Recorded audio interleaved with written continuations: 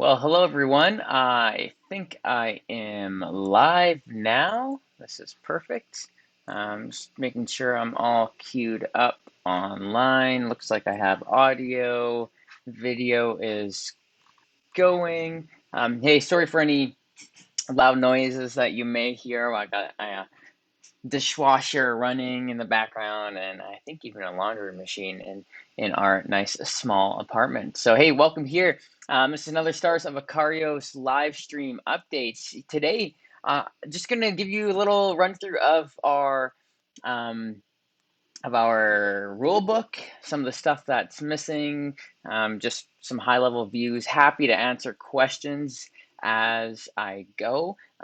Might even give a little bit of a sneak peek into the scenario book also. And what else is on? I'll chat a little bit about the timeline. And you know what? Maybe we should just kind of chat timeline stuff through first.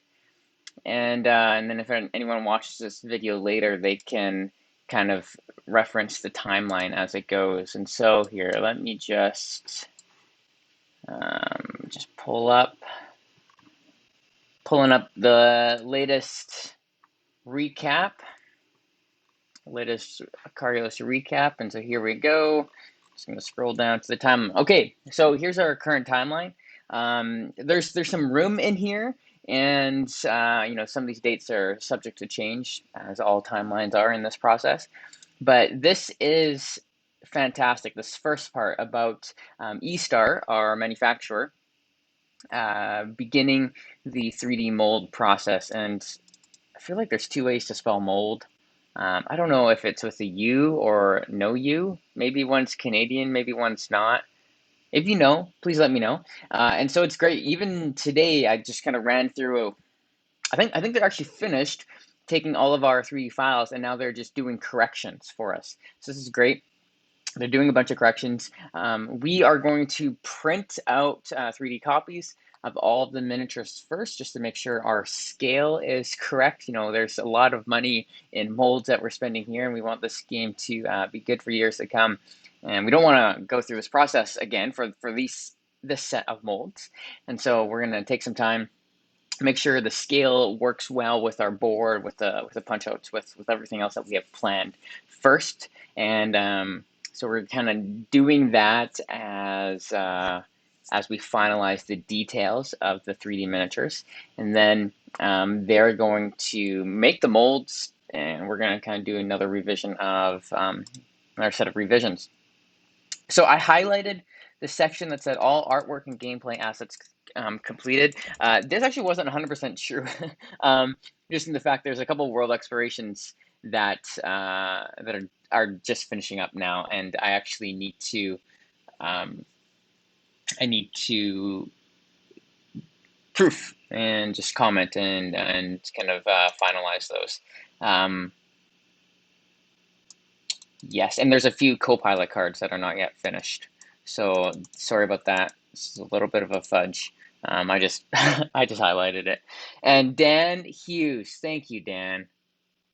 Little does everyone know, Dan Hughes is a wonderful graphic designer. I hear he works on games such as Last One Standing, No Escape, um, and maybe even Stars of Acarios.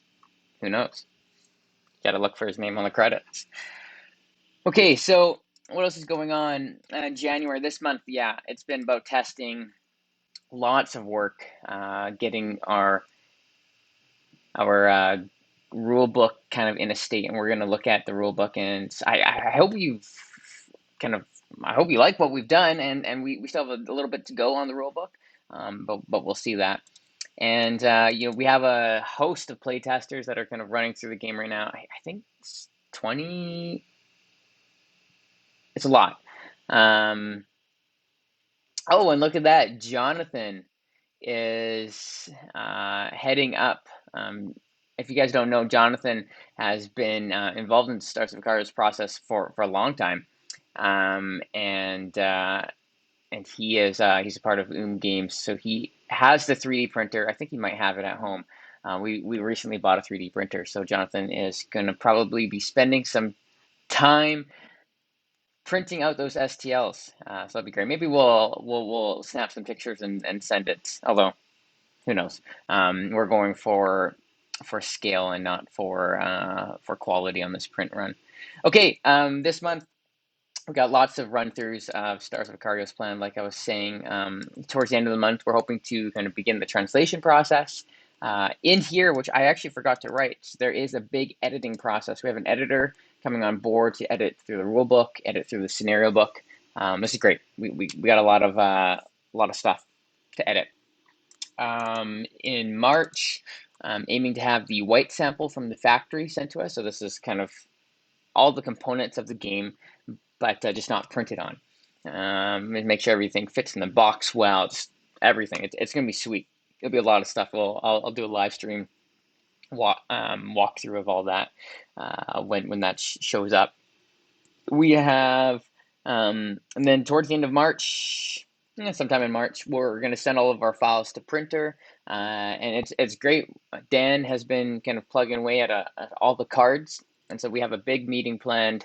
I hope you're excited, Dan. We have a big meeting planned this afternoon to run through all. I don't even know how many cards. There's over 1,000. I don't know if we're going to be able to get all of them, but we're just going to make sure that we address any errors. Okay, and then April, we're gonna receive a digital print copy. This is cool stuff. We'll get the digital print copy. April to May, somewhere in there, full scale production is gonna start. And like I mentioned in one of the comments, translations will finish up around this time. We have a couple months scheduled for the translations. Translators kind of already queued up. And the translation packs are going to be the last things that are printed at production. And then hopefully all that kind of wraps up in June, July. We package it up, send it to your doorstep. That'll be great. D6 is going to receive the cargo ship in a port and take it from there. Cool. So that's a little bit about our timeline. Let's just run through the rule book here, and I'll kind of showcase any of the stuff that's missing or just different elements that I think are cool. Let me just get my... Okay, so table of contents, breaking it up into a few of the key areas, right? Player setup, space combat, space exploration, world exploration. There's a lot of like artwork that we're going to include in here eventually. You notice how this is all blurry. That's not going to happen in the final print version. And then there's a few pages that are missing in this content. Obviously the cover, but the two main ones at the start are, oh, we have components twice. Oh, that's fun. I think someone mentioned that on the error log. So if you download the rule book and you go through it, there's an accompanying error log, just a Google form that I would love if you kind of just submit any errors. A couple notes right on the rule book that we haven't, our editor hasn't gone through it, and we have Paul Grogan from Gaming Rules. He's going to take a look at it I think in a week or two. Okay, so components and then organizing your box are two of the kind of main things that we don't have in this section. And then actually at the end, we're going to include an appendix of the cards and appendix of the cards, and we're also going to include an index. A couple people have suggested doing an index of all the terms, which I think is a great idea. And so we're going to kind of index all the terms and then where they show up and all that. Okay, moving on. So, we have our basic information. This is a pretty neat aspect, and maybe we'll take a look at it when I show you the scenario book. But we have these learn to play kind of boxes in the scenario book, which will guide you to different sections in the rule book. So you don't have to kind of intake the whole rule book at once. If you want to do a run through first, obviously you can. The goal of this is to kind of key you in on the main concepts as they come up in the game. So this is what this is talking to you about. And then we're going to have accompanying videos, just little how-to videos for each of these learn to play sections. Our campaign setup. Oh, this is an interesting. Yeah, all of the cards and graphics are a little bit lower res. All the text is fine, and that's okay. We didn't want this file to be crazy big. So there's a couple things that are missing right now. We have our the Sparrow trays missing. We have the Sparrow mat, which is cool. We have our turn tracker up top, our supply tracker, and then Sparrow health. It's just a great way to just kind of keep track. If you're escorting the Sparrow, certain missions, you need to track the Sparrow's health. Squad progression sheet kind of walks you through a couple different aspects. So, some stuff that's not quite on the squad progression sheet, but that's okay. Player setup, and then the player tray. Uh, Waiting for some renders from game trays on this, but this is going to be so cool. It's going to store your mini, it's going to store your ship, your progression sheets. It's like all the stuff that you need to get into the game quickly. I think this is gonna be clutch, and it's removable, right? So you can actually pick it up and kind of set it up next to you. It's really cool. Then our player setup, we have a lot of stuff going on. We have our miniatures, um, we have our pilot mats, we have the pilot ability cards. You get their modifier decks, you get their progression sheets, and hopefully, as we there's a few labels that are missing. See, it's fun. Even as I'm going through this, I'm recognizing some mistakes. But hopefully, everything's kind of nice and clear. We're trying to label everything as we go. Generous with the illustrations. Some of the things I dislike most in rule books is just like blocks of text. I'm kind of a visual learner as I go, and so I like to see all the stuff linked, right? Okay, so the miniatures, cool. The mats, cool. The ability card, ship classes. You're starting weapon and engine upgrades. You'll notice there's a little bit of a redesign on our cards. We went for I'm trying to remember what the old cards were like, but we had I think they were cut off. Anyways, they're a little bit cut off. We went for a little bit of a redesign, cleaner, crisper. I think I do like it more. And same thing, we did a little bit of a redesign on the polarized armor and these types of cards as well.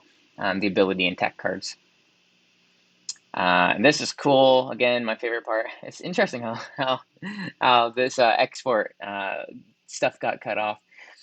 But first of all, can we just like take a moment to appreciate all of these um, cool labels? I don't know. I think it's like really helpful as we're visualizing stuff, that you can kind of see what's going on. This is uh, player player board, and it's your UI, right? These are big boards, but this is a dual layer, and it's your user interface in the game, and so we want to make sure that it's captured well. We have some directions about the scenario book, different kind of aspects. Our space combat overview. So this is kind of the meat. Well, this is the meat of the game. We talk about some of the key areas that you need for setting up the different terrain types, how to read. Oh, look at that. Here we should have a little label that says legend, because this is how to read our setup maps in these scenario books. And then here, there's a big blank section because we're going to have a full table setup. Everything's going to kind of be gorgeously laid out, rendered, and you're going to kind of see what it looks like for the full game to be set up. Again, kind of continuing on with the pilot turn, different dice slots, join separated by plus, separated, or supply slot, which is pretty cool. And then we have our, the pilot turns continuing on with the move action, some examples here. Trying to be generous with the examples that we're giving. Generous with the examples. Lots of, weapon cards. Again, we're trying to label everything as we go. Area of effect attacks. Modifier cards, we're talking about modifier cards, rolling symbol, shuffle symbol. There's a lot of stuff, and so it'll be good to, yeah, more examples. I'm pretty happy with how our examples have turned out. Honestly, these were probably the most amount of work.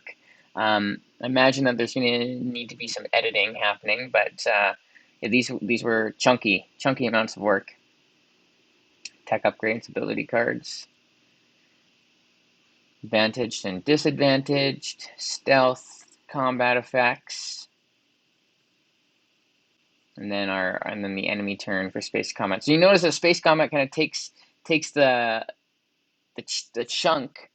There's a couple of spaces here just because we're wanting to make sure everything's finalized before we condense these last couple sections. We're talking about the Sparrow and space exploration. I don't know if I've mentioned this a whole lot, but with space exploration, um, we've done this coordinate, this like grid coordinate system. So it goes 1.1, 1.2, 1.3, and it's kind of on a y-x axis. So the one references how high that card is, and then the two references like how far along on the x-axis. So this is two high and two in, so it's 2.2, and it always starts on the bottom left, which is 1.1. And we do this in a couple systems, and the reason we do this is you're going to be called to scout a location, right? So it's scout scenario 050 at 3.4. Okay, so 3.4. If you're here on 1.2, you know that you have to go over 2 and then up 2, right? And so hopefully that grid system works out quite well, and I think it's relatively intuitive, but who knows? Space exploration, we got some stuff on the market, world exploration, Chosic, some examples down here, pilot progression sheet, examples of what it means. Oh, we should have this filled in. Look at this. It's great. Oh yeah, and then we have our solo rules and our adjusting the difficulty. Couple, I think, interesting ways to make the game harder or easier, besides just kind of increasing or decreasing enemy numbers and enemy health and all that stuff. To make the game easier, we're allowing pilots to damage tech cards to ignore attacks. So not just the weapon and engine cards, which there's 4 of them, but to damage 2 other tech cards. And this is good, right? This basically gives you 2 free, absorptions in your attack, and then another aspect to make this easier is that you actually don't increase your stress when damaging a ship upgrade to ignore an attack. And as I've kind of laid out the difficulties and the levers, these are kind of a collection of levers that you can trigger, which allow you to make the game easier or make the game harder as you want. And then, something after rolling, you are allowed 1 free reroll of the dice you choose. This does not increase your stress.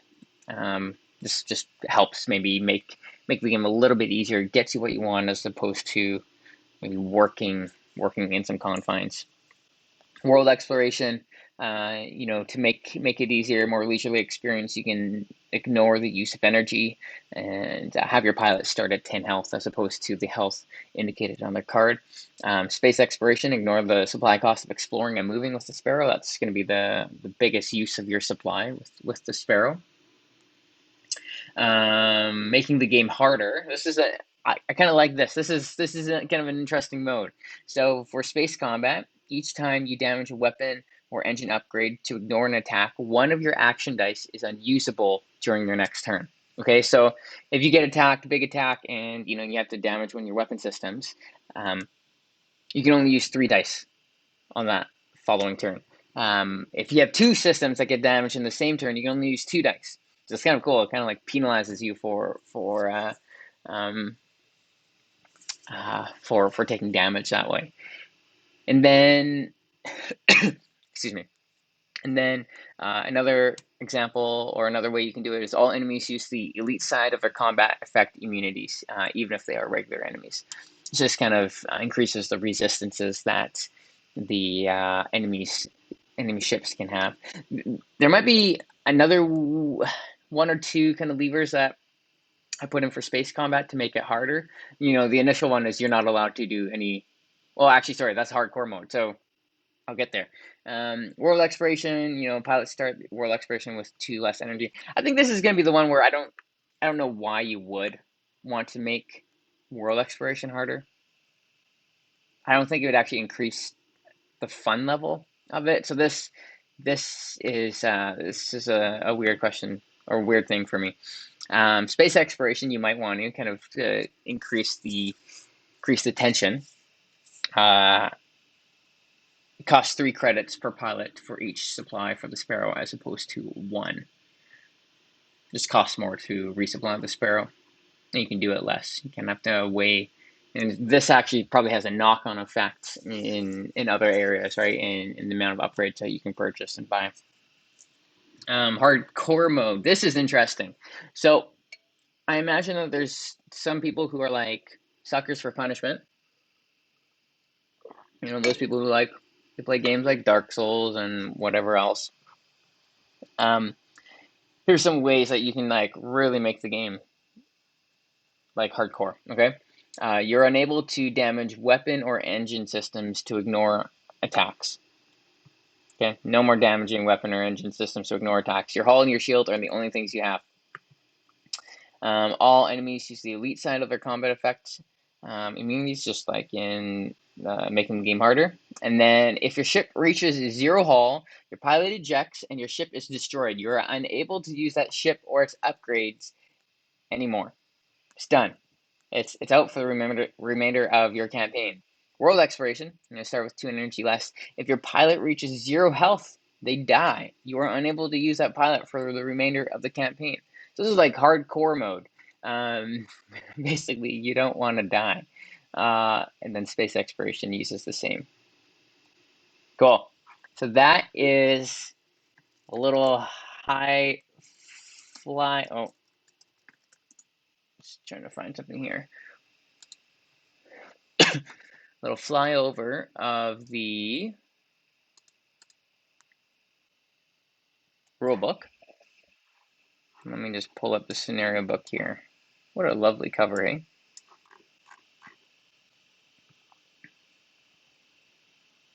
We have our intro. Okay, so here's kind of our, oh, hello, our learn to play sections.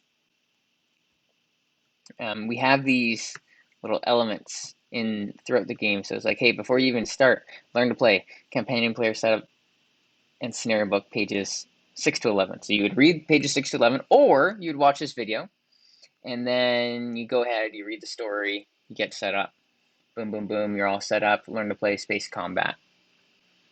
And then it kind of introduces you about the opening mission, and we kind of go on like that. And this is crazy. This is Act 1. Let's just see how many pages we got. 91 pages. Woo! It's fantastic. It's a lot of story. Some of these side quests are being written as we speak. The main storyline is finished being written, but side quest, it's not. I haven't published this yet, just because I don't know why you would want to read it. We have people going through it who are playtesting the game. It's kind of like all spoiler-esque.